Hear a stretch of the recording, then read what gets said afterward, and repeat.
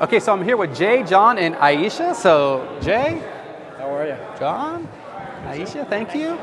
All right, so we're with the Department of Consumer Protection, right? So why don't you tell us about what you have here on your storyboard? Sure. In 2015, we did 4 formal projects. A lot of it, they mostly centered around the licensing process for businesses, trying to help them out, move them along more quickly, and let them get to what they want to be doing. Businesses are your primary customer, I guess? Both businesses and the consumer. Okay. But the licensing of the businesses is a big part of what we do. Okay. So one of the projects we did revolved around real estate schools. Every class they teach needs to be approved. And it was a very paper-intensive process, and we've made that electronic, so that has really cut down on a lot of the steps. But then along with that, a lot of them teach the same class, literally the same class, and we were unfortunately approving them individually. Now we approve them once for everybody, and making it easier for them and as well as easier around the department.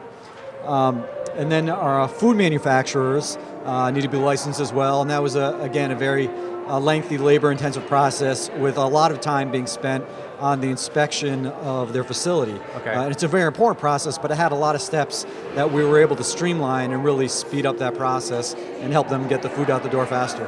Okay, very good. Thanks. And we have the Star Spangled Banner. I mean, how awesome is that? Complete in the background, absolutely. Great background music. 2 of the other projects that we had, one was relating to applications for registration for home improvement contractors, Okay. where there may have been some sort of issue. For example, if the applicant identified themselves as having been convicted of a felony. Under our previous process, it would take about 8 weeks, and it would have to go through 5 different units within the agency.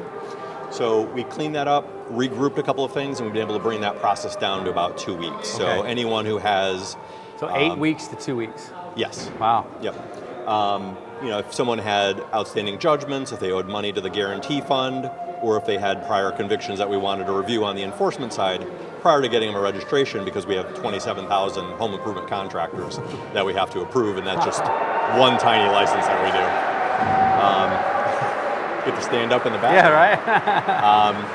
Another project that we did had to do with charities enforcement. What we discovered was we had a lot of information in-house for charities that were pending application, and if they didn't complete that application process, there was information there that we needed to look at because those charities were still out doing things. Okay. So we wanted to see precisely what they were doing, and that information was in-house. Yes. Streamlining that process allowed us to free up some staff time so that people like Aisha could then take a look at paid solicitors. If you are a charity and you employ a paid solicitor, there's a bunch of forms and paperwork that you have to do, submitting campaign reports to us, and we hadn't had the opportunity to look at those. So by freeing up people from one process, we were able to look at something that we hadn't looked at for a while. Okay. So that was a great opportunity for us. And what's getting food out faster? What's that one all about? Well, that was the food manufacturer. Oh, that was the one. Okay, Yeah. yeah. Okay, yeah. Yep. And then we've been able to take these processes and philosophies and apply them in-house on a more informal process, but still have the same type of results. So we've been looking at our bingo reporting process. There's 140 or so nonprofits in the state that run bingo every week, and they submit a weekly report with a check that then comes into us that has to be processed and go through all that. And we're in the midst. But you don't think about that. No, it's bingo. Right, exactly. And so we're in the process of transitioning that from a weekly report on paper to just a quarterly report online. Wow.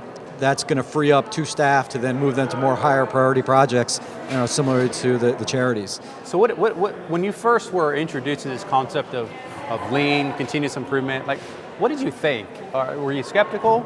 I don't know, you want to take this? Yeah. Hot So button.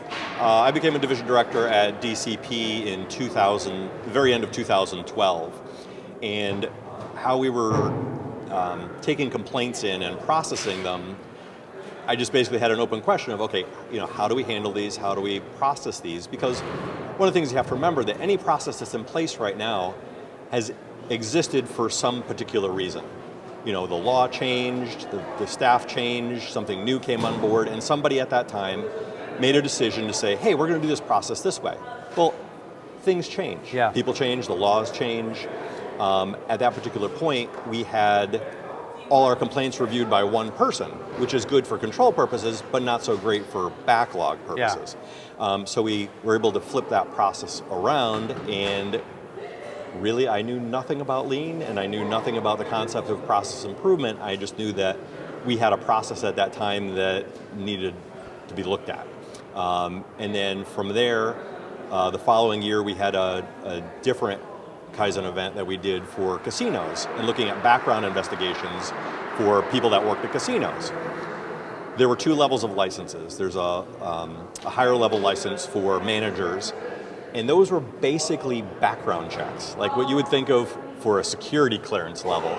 And over the years, what had happened was there was a lot more information that was available on the internet through other sources and tools, and we didn't need to have referrals over to the state police to go knocking on doors asking about people's backgrounds in high school and stuff. So we were able to revise that process. And then for the lower level licenses, rather than having a paper form that every single person that worked at a casino had to do, we just flipped over to a spreadsheet, and our gaming unit now gets a confirmation list from each of the casinos, and they can run reports off that, and that saves the casinos thousands of pages of documents in chasing all their employees around.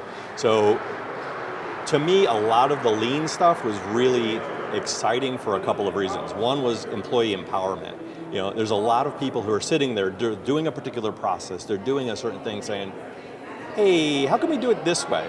Right. Or there's somebody else downrange who may receive a form or an application that says, hey, if you flip this paper this way, when you send it over to me, it saves me a minute a form, and I'm doing 10,000 forms a year, or whatever those various things may be. Yeah. But just communicating and talking about the processes. Yes. And the great part about an event like this is all the agencies get to see and talk to each other. Say, hey, you have, for example, an application process on this. We have a very similar thing. How did you guys do this? How do you handle this problem? What things should we do right from the get-go so that we don't have that same learning curve that you did? Yeah. And just become more efficient and more effective, because there's a reason that each of our jobs exist. There's a law, a statute, a purpose. Somebody out there decided that this was worthy.